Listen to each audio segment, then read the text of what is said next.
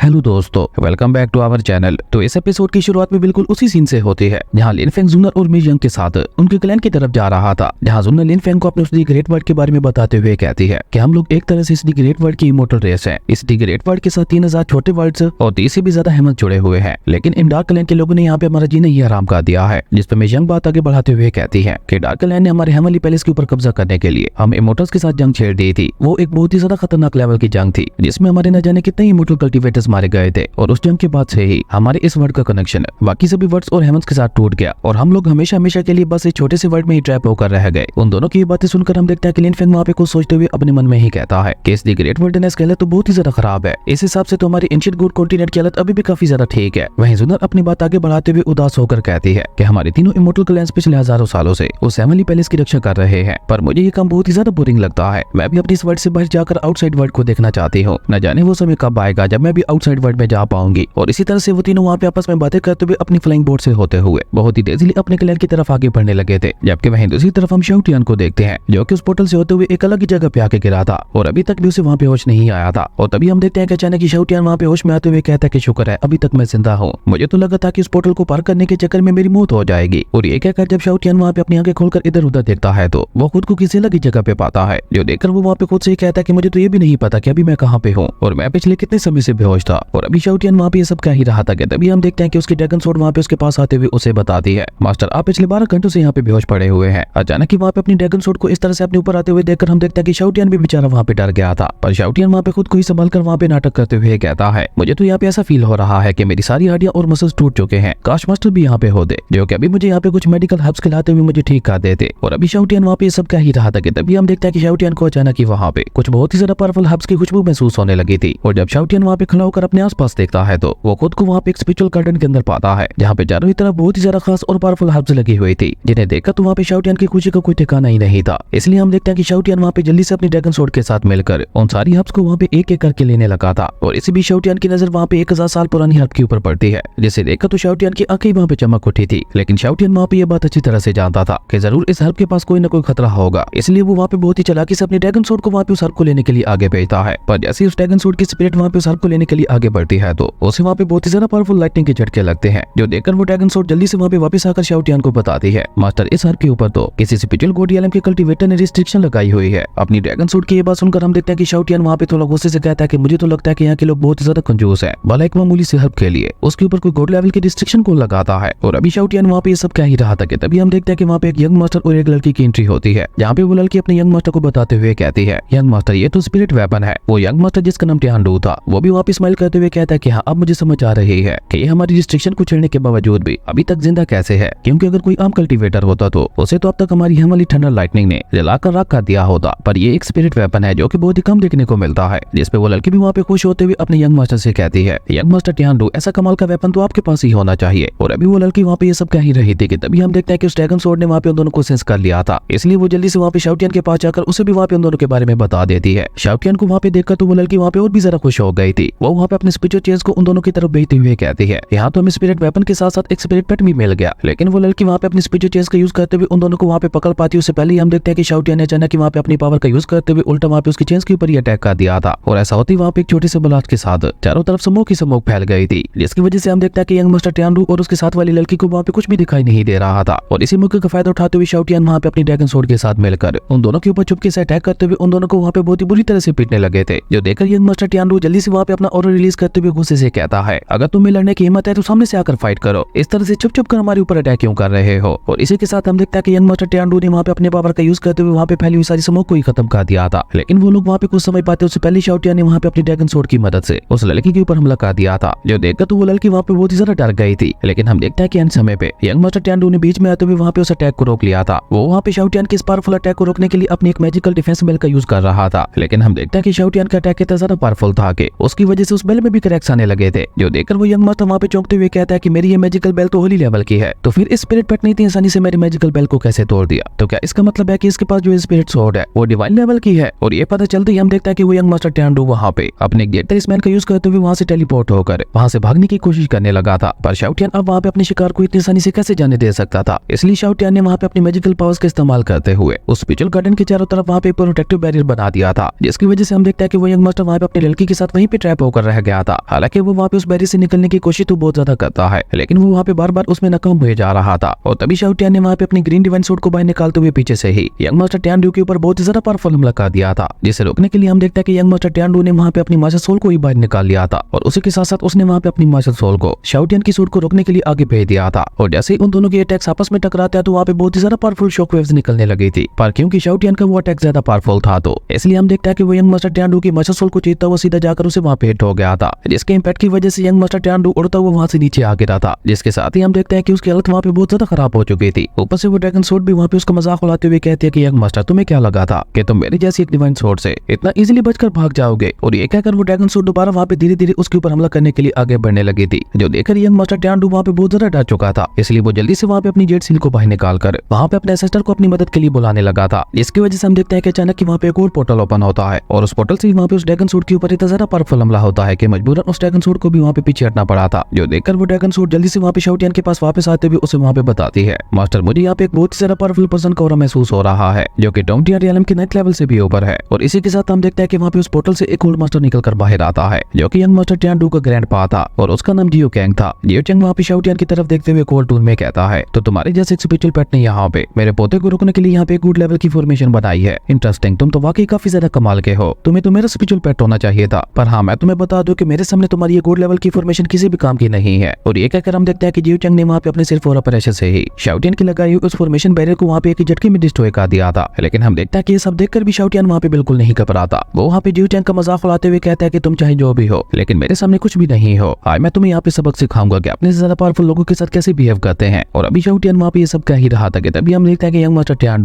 अपने ग्रैंडपा के पास आकर उन्हें वहाँ पे ग्रीट करते हुए कहता है, ग्रैंडपा इस स्पिरिचुअल पेट ने मुझे यहाँ पे हर्ट करने की कोशिश की, मैं चाहता हूँ कि आप इसे मेरे लिए पकड़कर मुझे दे दें। लेकिन अभी यंग मास्टर टियान वहाँ पे ये सब कह ही रहा था कि तभी हम देखते हैं कि शाओ टियान वहाँ पे गुस्से से अपने तीनों डिवाइन सोर्ड्स को वहाँ पे एक साथ मर्ज करते हुए एक बहुत बड़ी जायंट सोर्ड वहाँ पे बना लेता है, जिसकी मदद से उसने देखते देखते वहाँ पे मास्टर जियो कैंग के ऊपर हमला कर दिया था। जो देखकर मास्टर जियो कैंग वहाँ पे और भी ज्यादा इंप्रेस होते हुए कहते हैं, ओ तो तुम्हारे पास एक गोड लेवल की सूट भी है। और ये कहते हुए मास्टर जियो कैंग ने भी वहाँ पे अपनी मास्टर सोल को बाहर निकाल लिया था, जिसकी मदद से हम देखते हैं कि वो वहाँ पे शाओ टियान के हमले को रोकने की कोशिश करने लगे थे और उन्होंने वहाँ पे काफी हद तक शाओ टियान के हमले को रोक भी लिया था। जो देखकर वो ड्रैगन स्पिरिट जल्दी से वहाँ पे शाओ टियान के पास आते हुए उसे वहाँ पे बताती है कि इस पर्सन के पास तो एंशिएंट ब्लड लाइन है, जिसकी वजह से हम यहाँ पे इसका मुकाबला नहीं कर सकते। पर तभी हम देखते हैं कि अचानक मास्टर जियो कैंग ने वहाँ पे अपनी पावर को बढ़ाते हुए शाओ टियान के अटैक को चीरते हुए उल्टा वहाँ पे उसके ऊपर ही अटैक कर दिया था, जिसके इम्पैक्ट की वजह से हम देखते हैं कि शाओ टियान वहाँ पे उड़ता हुआ काफी पीछे जा गिरा था। पर अब मास्टर जियो कैंग की नजर वहाँ पे उसके वेपन के ऊपर पड़ चुकी थी, इसलिए मास्टर जियो कैंग वहाँ पे अपने एक एंशिएंट वेपन को बाहर निकालते हुए उसकी मदद से वहाँ पे शाओ टियान की सोर्ड को पकड़ने की कोशिश करने लगे थे। जो देखकर शाओ टियान भी वहाँ पे गुस्से से अपना पावरफुल ऑरा रिलीज करते हुए कहता है कि ऐसा करने के बारे में सोचना भी मत,